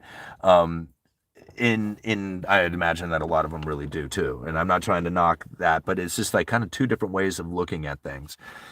And I think about that a lot of times when people ask me, it was just yeah, so what do I do with this information? And I'm thinking, well, you just live life. I don't understand. You're supposed to just live life with it. I don't get it. And now I'm starting to understand that they're looking for information so that they could actually benefit their lives with investments.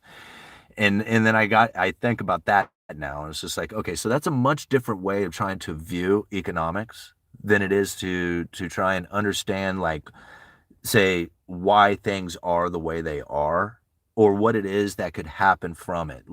There's a lot of people who made a lot of money off of the information that I was putting out there talking about lumber, but I wasn't thinking about lumber in an investment kind of aspect. I was just thinking about it for what it was. It was just part of the industry that I was involved in. I could see a lot of different aspects of it. I could, pretty much there was no corner of the distribution network that I didn't have access to get some information about. And as I was reporting this stuff, people who knew how to invest within lumber was taking that information and going, holy crap, I'm going to make some money with this. I wasn't looking at the information that way. Like, I wasn't looking at it in the way of like, how do I make money with it? I was just looking at it for what it is. What's going on here? What's going to happen next? And so there's a huge difference inside of like taking this information and trying to process it to make the most money you can with it. And then there's another way of looking at this information to just try and understand what it is that's going on, understand the theories behind it, and what it is that could possibly come next from it. How to profit from those two things like that is it's a different form of thought, you know. And I find that to be the case. Like a lot of times out there, people ask, "How do you make money at it?" I'm like, I don't know, go make money. I don't know, make. I mean, you know, like I have some of the investments. Like I'm pretty happy with the position that I took with Coinbase. You know, the stock that I purchased. I mean, I was like, wow. I mean, even today, I'm looking at them like, man, that's cool. I wish I had purchased more of that.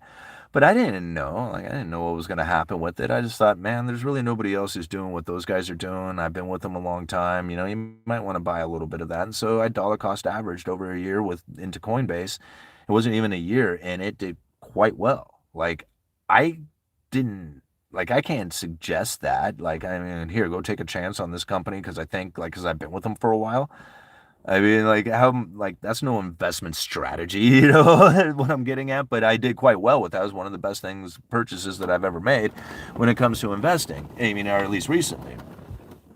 But that's not like that wasn't any skill. It was pure luck, you know. And that's not how I'm trying to be. Like I mean, understanding this stuff for what it is to me is not something that I'm trying to like make a bunch of money with investments. I'm literally trying to understand this stuff for the best that I possibly can because I think just understanding it is going to give me the ability to now make appropriate decisions for myself and my family and the things that I do in a much better fashion. Like I'm not stuck at the opinions of somebody else out there and I'm taking this information in for myself. And I think once most people do that, even if you are an investor or looking to make a bunch of money off the information, once you do take it in that fashion, you know, and that's why probably people who are really good at investing look at a lot of different stuff. Like they are probably taking the opinions of a lot of different people out there because really when you take in all these different opinions, you can pick up little nuggets of stuff that say like, man, that's pretty interesting. I might jump on that. Just like that dude did when I was giving out the lumber information. I mean, you know, he was a commodities broker and he was just like, dude, I was looking at lumber and you gave out some perfect information, the stuff that I needed to fill in the blanks that I needed to say, yes, I'm going to go off and invest in this stuff. And he made a bunch of money out of it. And that was pretty cool. All right. Look, if everyone started searching for the answer like we have been, this world would be a harder place. We need those blissfully ignorant folks to remain just that. I couldn't agree more. I mean, I tell you what, it actually makes it better that most people don't. And really you have to look at it like the bear coming into the camp kind of thing. Like you don't have to be faster than the bear, you just have to be faster than everybody else, right? Than the slowest people out there. And when you look around, most people don't even know anything. Like they would just sit down and watch the bear come in and like try to pet it or something.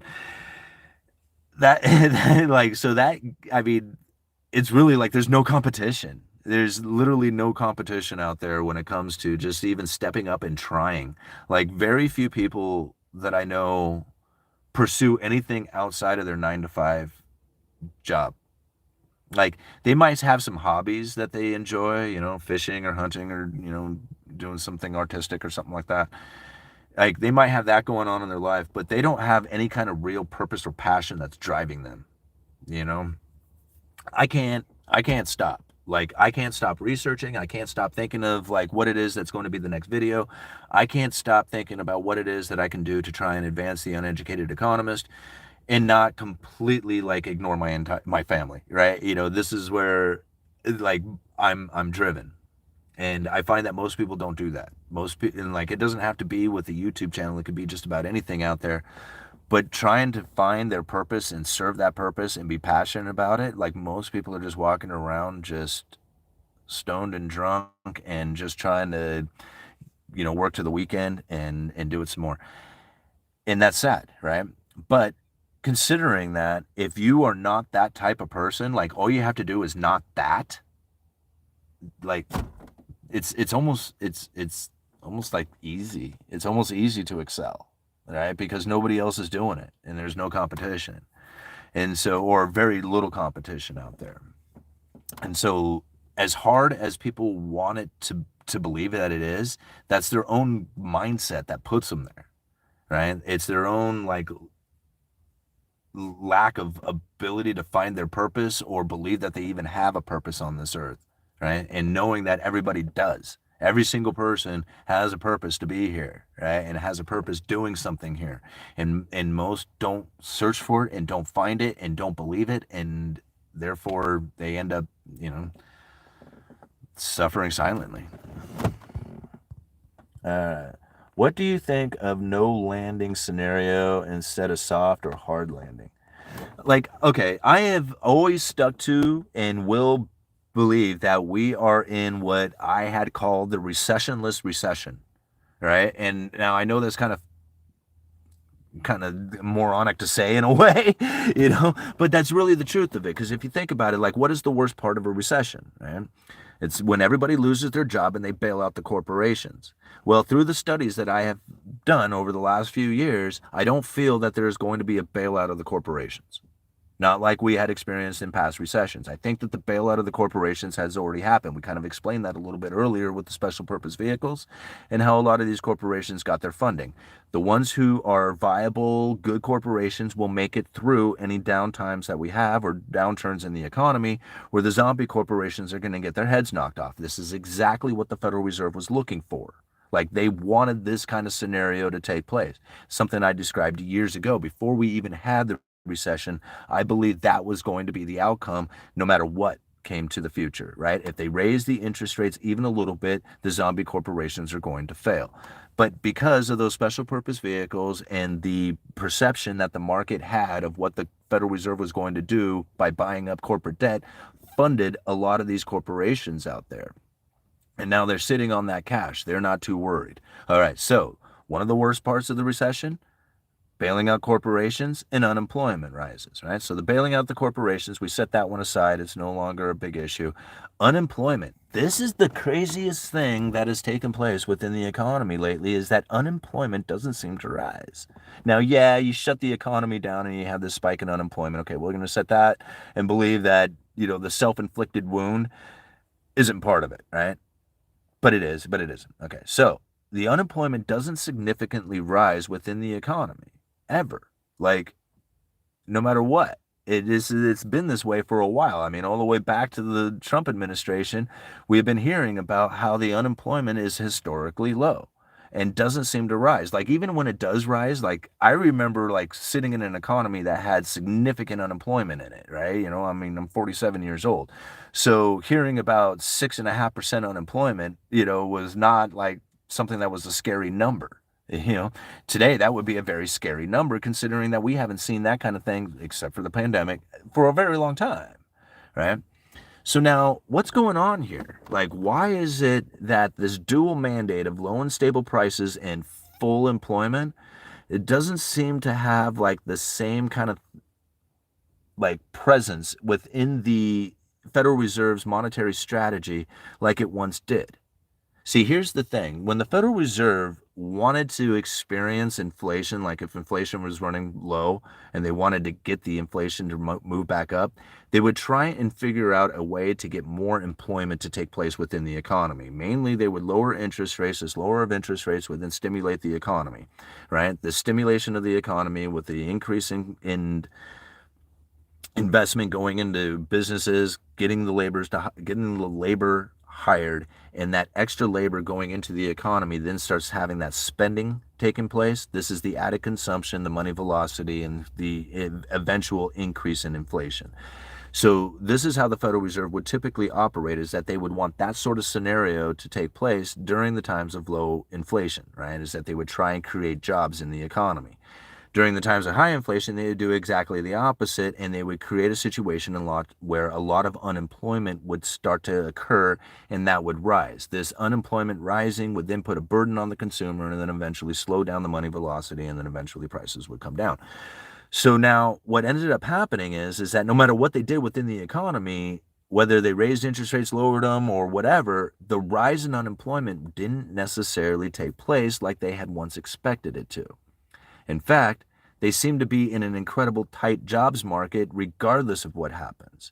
Like, even when the corporations are failing, those people are finding jobs over at the service industry, and this is what I've said was going to take place. Now, these service industry jobs are actually starting to get filled, but the wages on them are a much higher wage because you think about it, these people are going to be asking for higher wages considering that there was a lack of them available. So if you're going to pay them, you're going to have to pay them a higher price to even show up. And then they're coming from these zombie corporation jobs, so they had higher jobs, higher paying jobs that are now moving down into the service industry, and this is creating the labor pressure, right?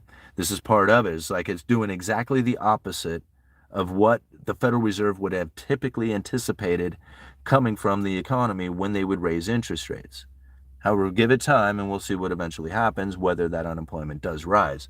But as of right now, it isn't rising, right?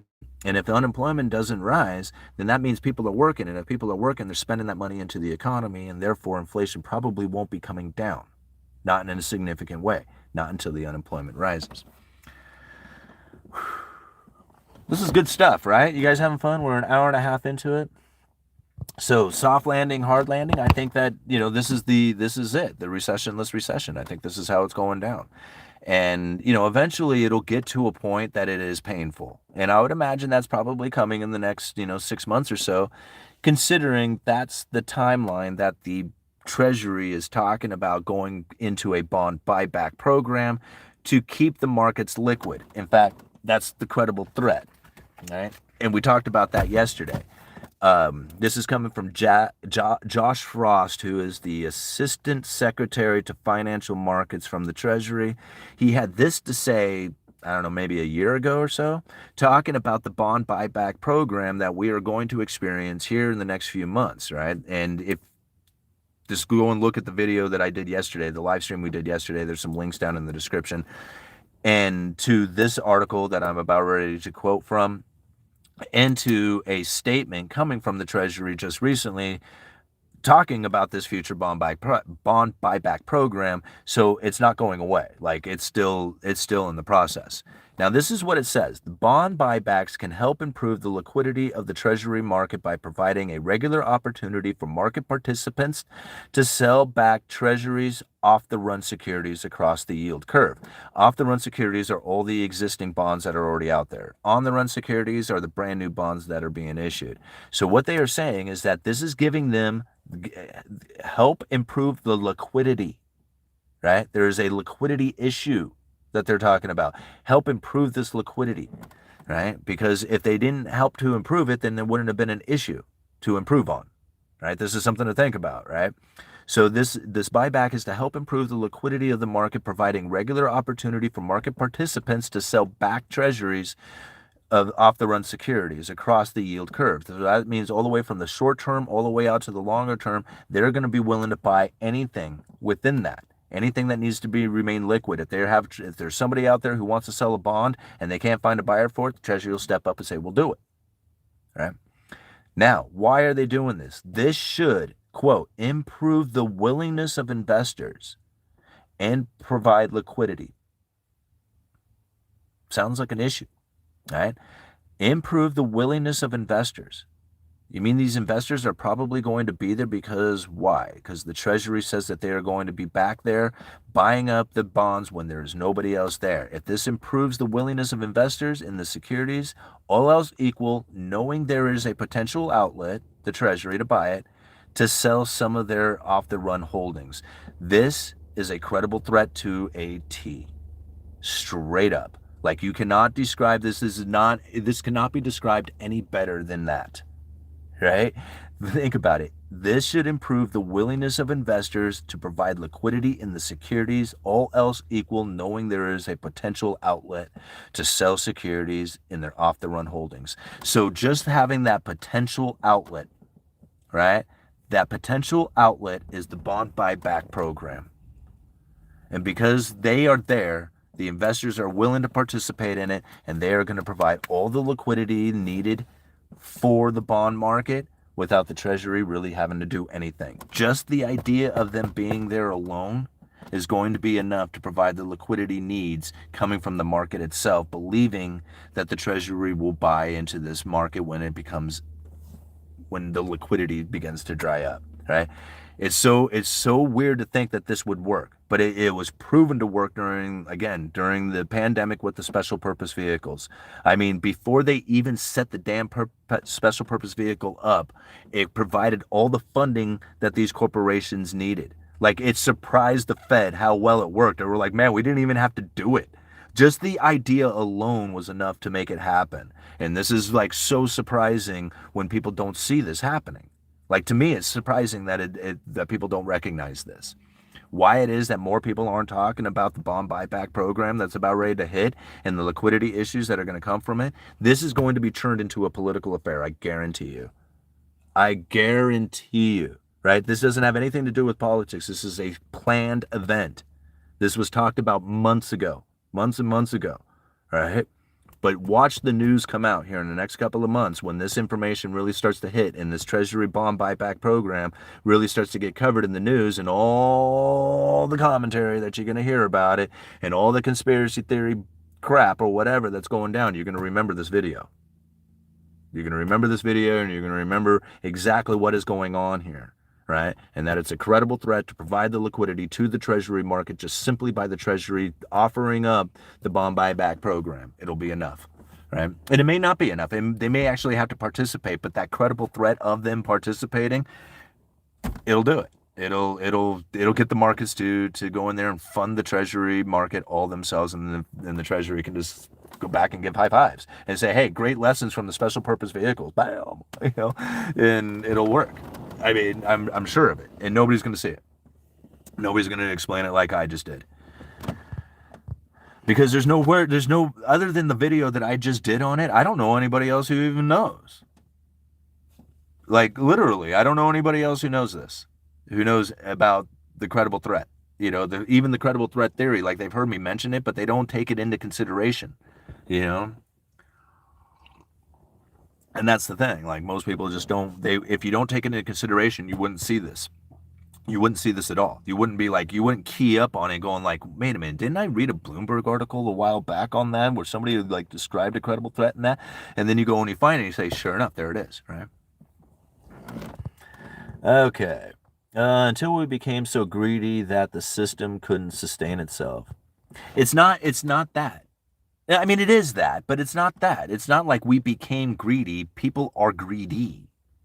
It's not like we didn't invent greed, right? It's not like all of a sudden it was just like, wow, human nature all of a sudden has this new aspect called greed. Like, no, it's always been there. It's not becoming greedy. We are greedy. It's better to just understand it in that fashion. That is no other way of looking at it. People are like, man, if people weren't so greedy, what, you want me to not be a human? You want me to go against my natural instincts to go and take as much as I possibly can, screw everyone else. That's my natural instinct. That's why I survive. That's why I'm a survivor. Like, you asking me not to be a survivor, right? By not being greedy. No, I'm not going to do it. I'm going to be greedy. And like, hopefully I'll be very generous with what it is that I accomplish. Like, I would like to think that that's what I would do. But in the meantime, I'm going to be as greedy as possible because I got to survive. Like, I only have one shot at this. I am not going to screw it off.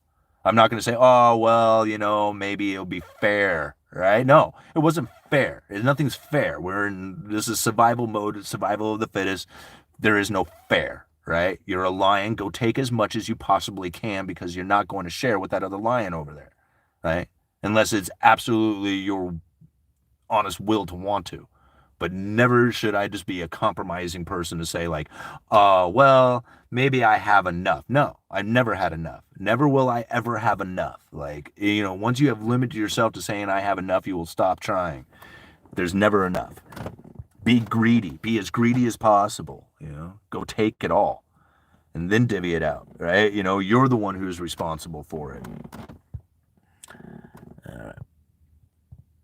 I believe the French president in 1951 sent a warship to New York Harbor demanding the gold back.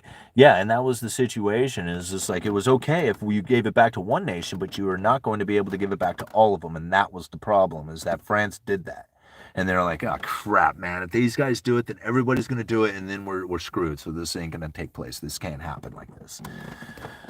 Why not stay with family or on the land until you can save up? Oh, you guys are talking there. Okay, French fries. Like button. Okay, commercial real estate is gonna have problems. Many buildings have to refinance soon, and their owners are hosed. Yeah. U.S. bonds in China markets are correlated by 0.7. Uneducated sent you a link some time ago showing the effects of the dollar demand in foreign countries and how their local currency is slowly moving to rural areas only. Even taxes may be paid with dollars. Yeah, and this is the thing, like, I totally agree. Like, I could honestly see, like, this idea.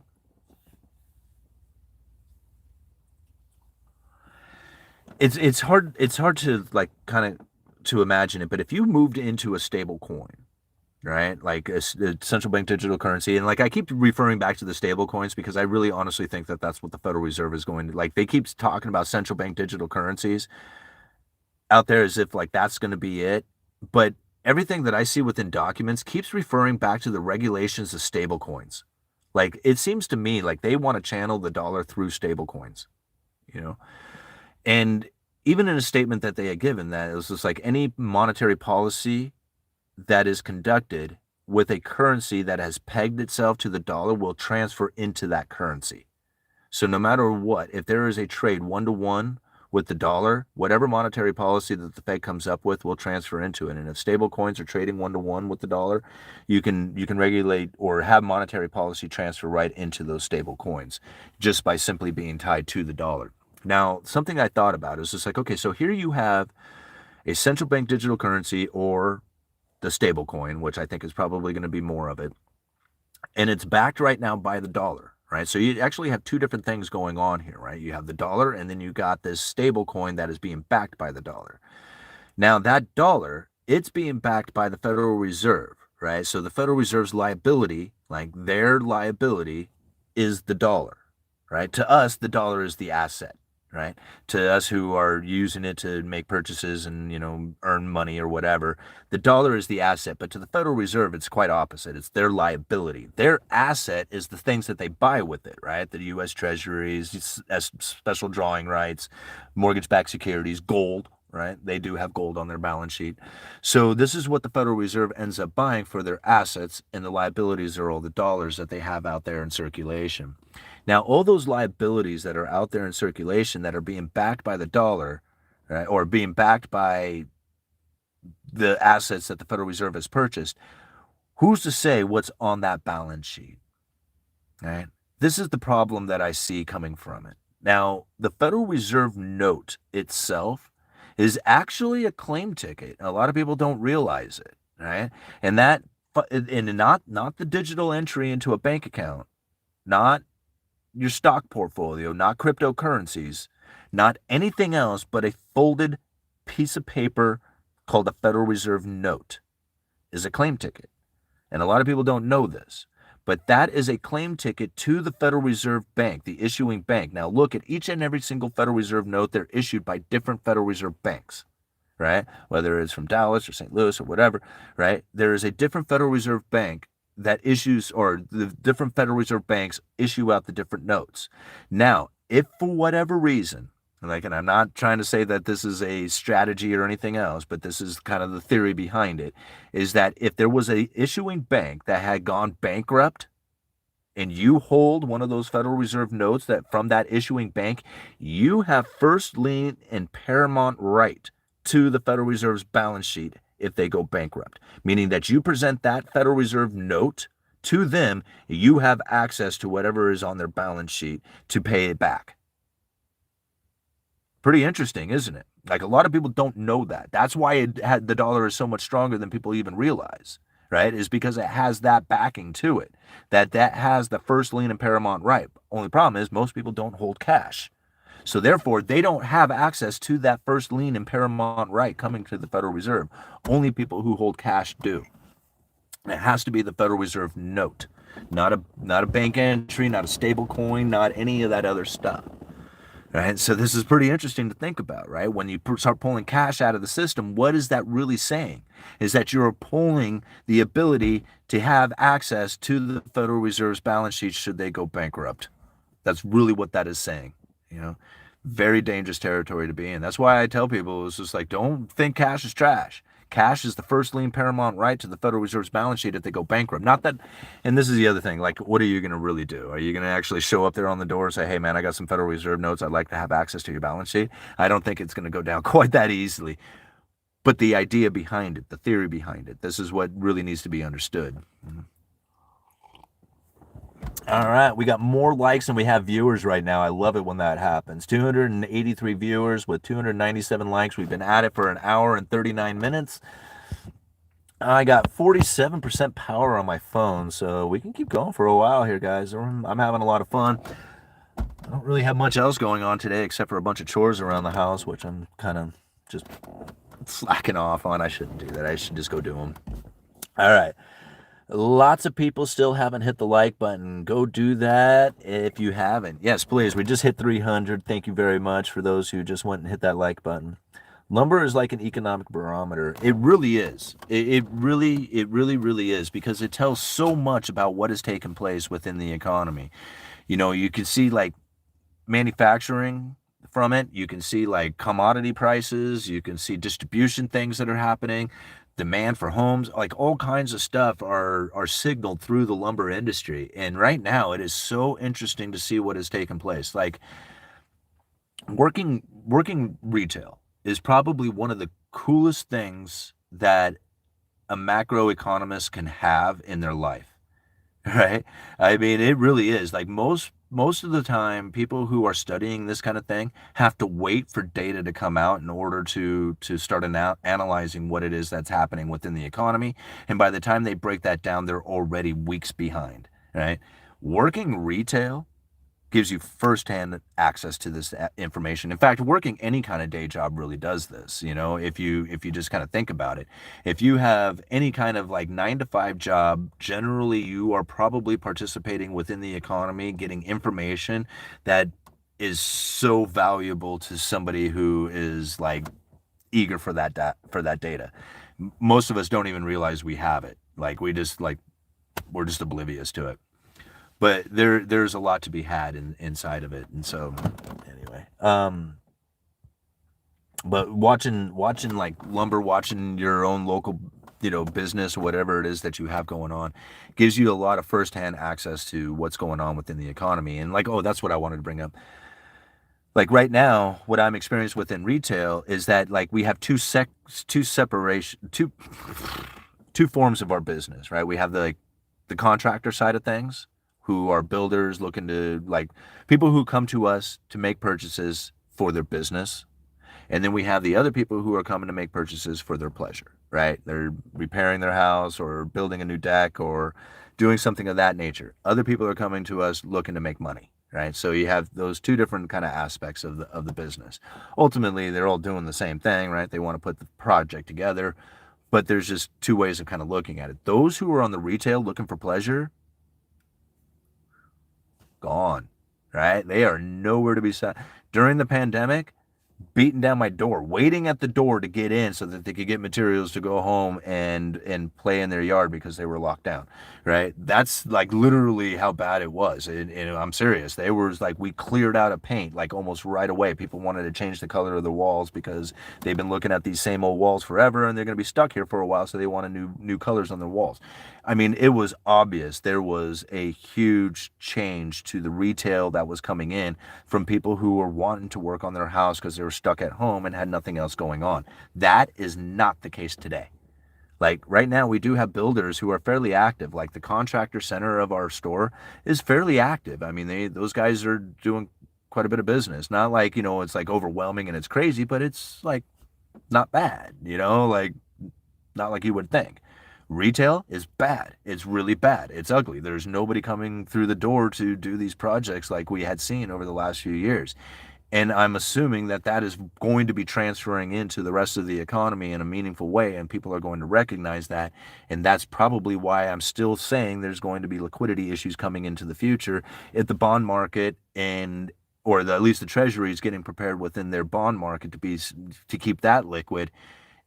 And I'm experiencing what I'm experiencing, and everybody keeps talking about whether or not there's going to be a recession. It just leads me to believe it was just like, man, the next 6 months are probably going to be pretty difficult.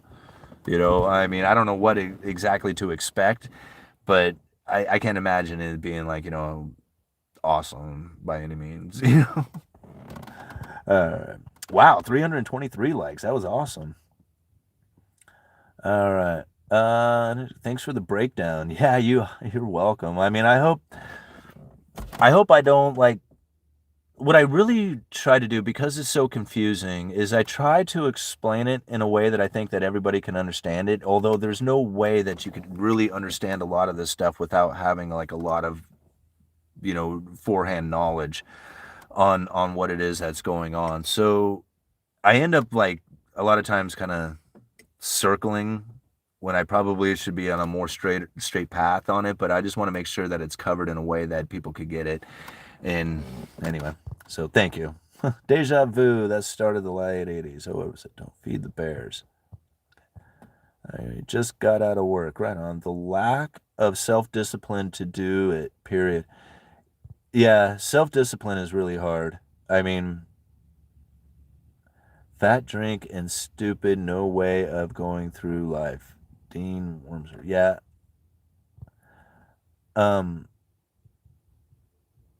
Order this. Okay. I find foreigners have a pretty good understanding of money and business more than North American. They seem to do very well with small businesses. Well, yeah, and it's because they have drive, right? And it's because they have ambition, and it's because they believe that they can do it. Like most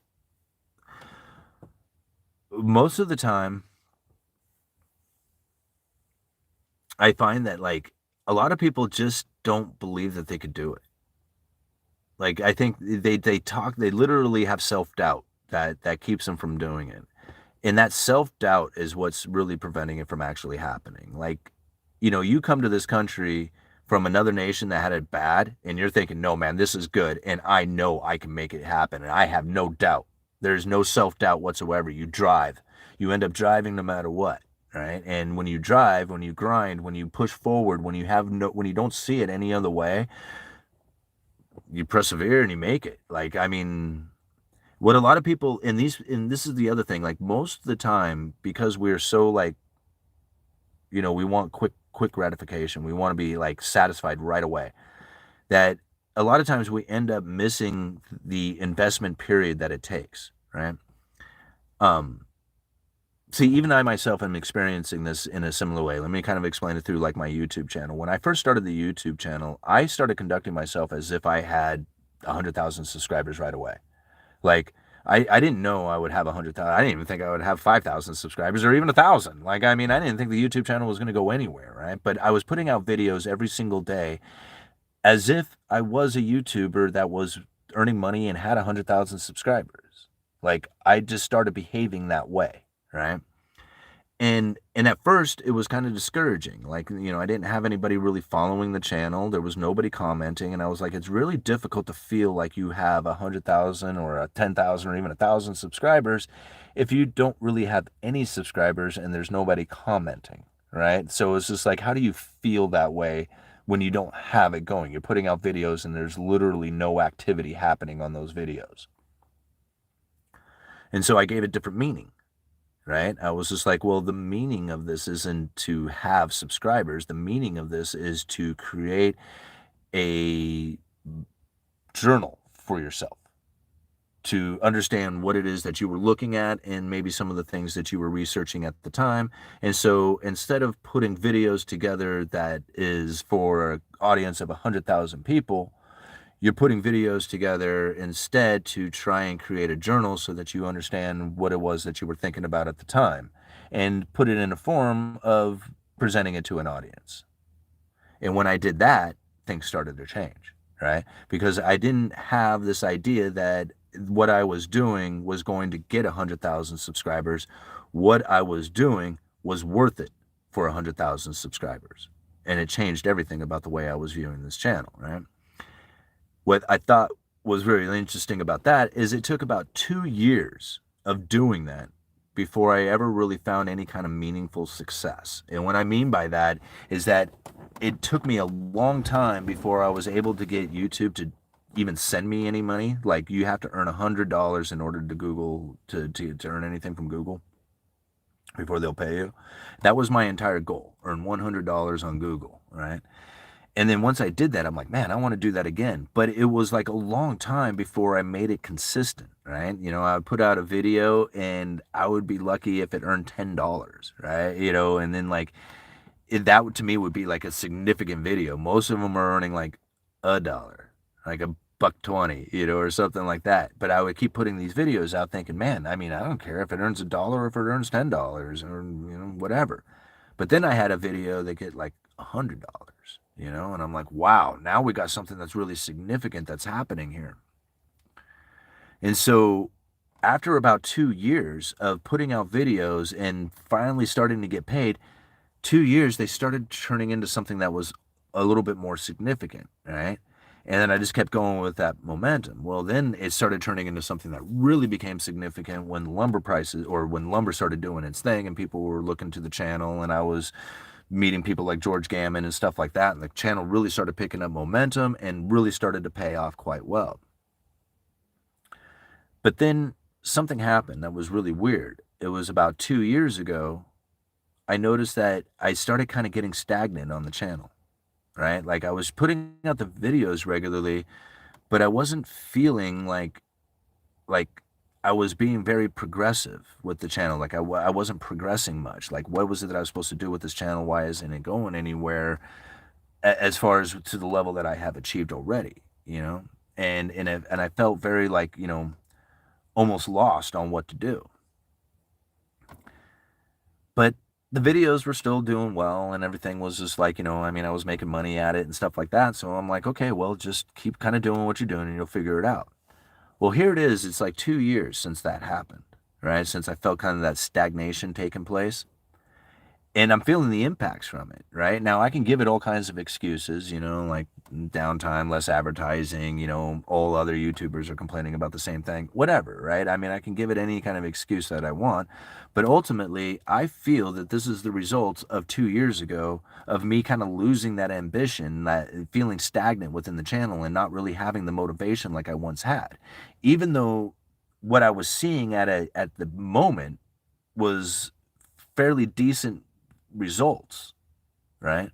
And so I was misunderstanding what it was that was happening right then, right?